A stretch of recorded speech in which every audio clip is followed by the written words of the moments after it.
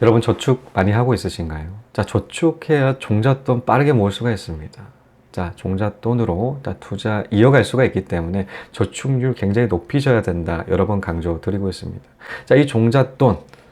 저는 이 종잣돈도 없는 마이너스 통장으로 시작했긴 했지만, 근데 또 추가적인 또 종잣돈은 또 포함이 되어 있기 때문에, 자, 마이너스 통장으로 시작한다고 하더라도 종잣돈을 바탕이 돼야 되는데, 이 종잣돈 높이기 위해서 저축률을 좀 높일 필요가 있겠죠. 그러니까 저축률에 해당되는 자, 이 퍼센테이지가 자, 과소비 지수로서 나타낼 수가 있어요. 과소비 지수 어떻게 되냐?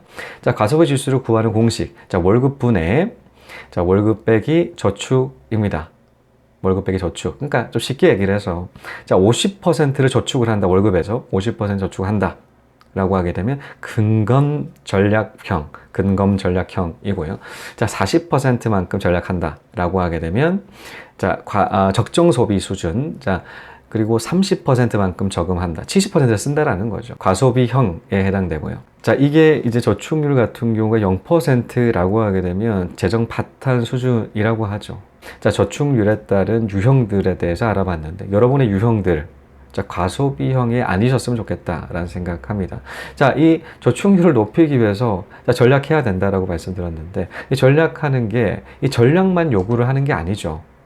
자, 전략. 그러니까 여러 가지 습관들을 많이 요구를 해요. 이 계속적으로 해야 되는 거기 때문에 습관화를 만드는 그 과정이 좀 쉽지가 않다. 습관화를 만들기 위해서 전략하는 습관들을 이제껏 아닌다가 전략하는 그 습관들까지 같이 가져가야 되기 때문에 쉬운 게 아니겠지만 전략해야지 이제 저축을 올릴 수가 있다라는 부분이겠죠. 자, 여러분들 혹시라도 자, 부모님 집에 사시는 분이 있다라면 이 저축을 더 높일 수 있는 최적의 상황에 있으시다라는 사실 명심하셔야 됩니다. 자, 부모님의 집에 살는 장점들이 굉장히 많죠. 물론 단점도 있습니다. 단점도 있긴 있지만 장점들이 굉장히 많습니다. 저축하기 위한 장점들. 일단 거주 비용이 안 들고요. 이제 식비가 또 안 들고 전기세라든가 수도세 관리비 모든 항목들에서 해방이 돼요. 자, 그러다 보니 자, 그런 상태에서 월급까지 받는다 라고 하게 되면 럭셔리한 삶까지 이어질 수가 있겠죠.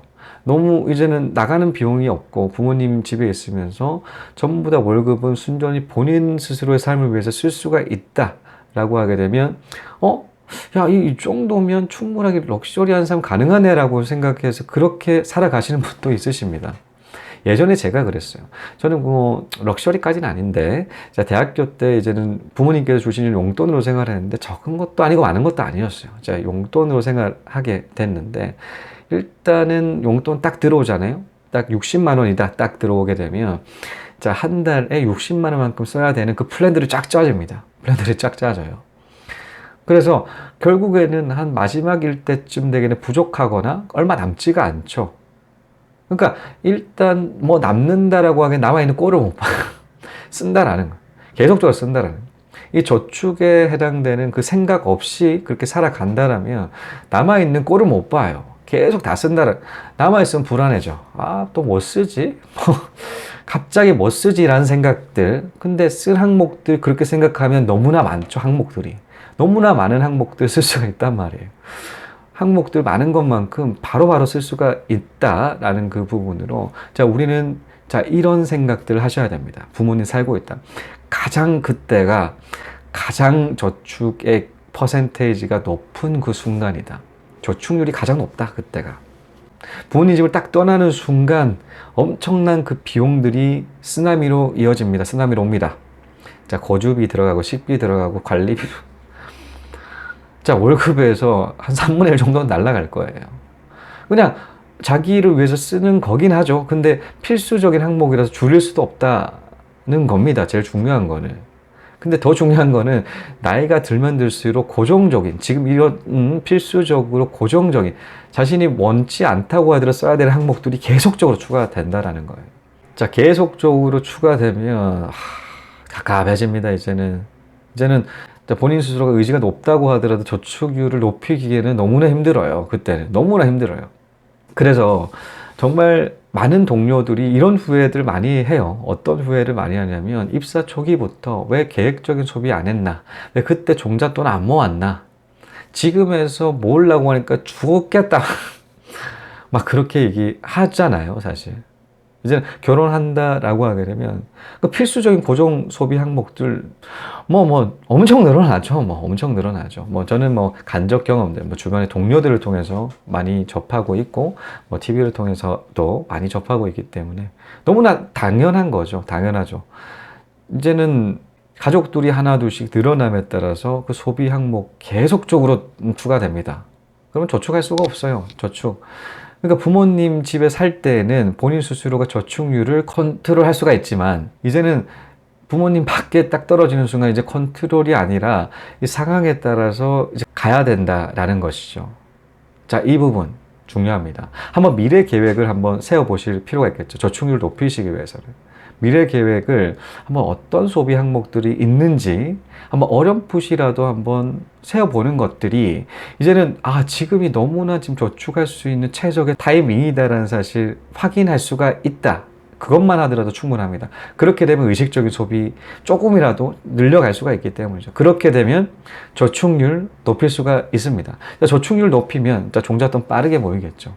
종잣돈 빠르게 모아서 투자를 할 수 있는 돈까지 만들어진다. 투자했었을 때 이익금이 만들어진다라는 겁니다. 자, 이익을 또 쓰는 게 아니라 자, 이 투자금에 또 붙여서 또 투자를 한다. 라고 그게 복리예요.